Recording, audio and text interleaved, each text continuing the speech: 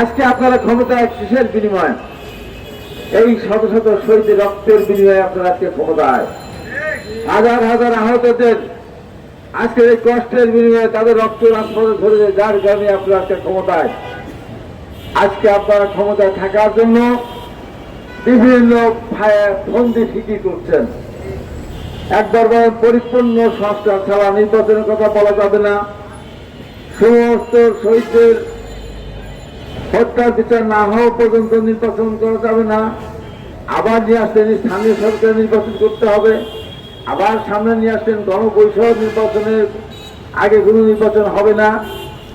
আমি বলি সবগুলির আগে বলেন যে সমস্ত শহীদদের ঠিকানা জোগাড় না করে তাদের ক্ষতিপূরণ দেওয়া আজ পর্যন্ত নির্বাচন হবে না, তাহলে আমরা মেনে নেব। যদি বলতেন সমস্ত আহতদের তালিকা আমরা তৈরি করব, তাদের চিকিৎসা আমরা সম্পন্ন করব, বিদেশে পাঠাবো, দেশে যাদের চিকিৎসা দরকার তাদের চিকিৎসা করাবো, তারপরে নির্বাচন হবে, সেটাও মেনে নিতাম। এদিকে তো কোনো কথা নেই। আমরা দেখতে পাচ্ছি দুর্নীতি কি হবে চারিদিকে, বিভিন্ন ভাবে পত্র পত্রিকা বিভিন্ন মিডিয়াতে আসছে। এটা দেখলে লোম শিউরে ওঠে।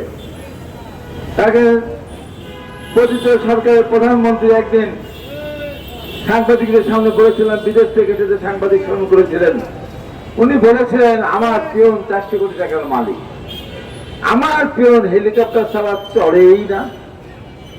এখন আমরা দেখছি কয় মাসে অনেকের হেলিকপ্টার যাত্রা আমরা দেখেছি, অনেক মন্ত্রী হয়তো 15 বছরে অতদিন হেলিকপ্টারে চড়েনি।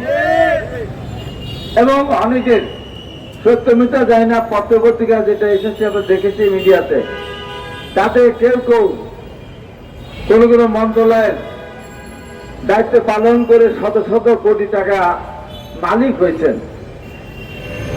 এই যে অবস্থা, এই অবস্থা কতদিন চলবে? আমি তাই বলি যে এখন থেকে আজ থেকে সরকারের কাছে বলবো, স্বরাষ্ট্রমন্ত্রীর কাছে বলতে চাই, স্বাস্থ্যমন্ত্রীর কাছে বলতে চাই, যে স্বরাষ্ট্র মন্ত্রণালয় বলতে চাই তালিকা তৈরি করে অনতি বিলম্বে এই আহতদের চিকিৎসার ব্যবস্থা করবেন। আপনারা এটা প্রত্যাশা করি, আমরা চাই, আপনাদের দাবি। এখানে এক ভাই বক্তব্য দিয়েছেন, কোন বাংলাদেশে বসবাস করছে, এই বাংলাদেশের জন্য এত মানুষ জীবন দিয়েছে, এখানে দাঁড়িয়ে এসে বলছে আমার চিকিৎসার সুবিধা আমি না পেলে আমি আত্মহত্যা করব। চিন্তা করা যায়? কত বড় দুঃখ পেলে, কষ্ট পেলে, অবহেলিত হলে এই ধরনের কথা তার মুখ দিয়ে বের হয়। এটা লজ্জাস্কর ব্যাপার। আমি আমার ভাইকে বলবো, ভাই ধৈর্য ধরতে হবে, আত্মহত্যা না করে আরো প্রতিবাদ করতে হবে, আরো বড়দের সমাবেশের বলতে হবে, আমাদের চিকিৎসা করাতে হবে। সেই দাবি জানাবেন, বাস্তবায়ন করবেন।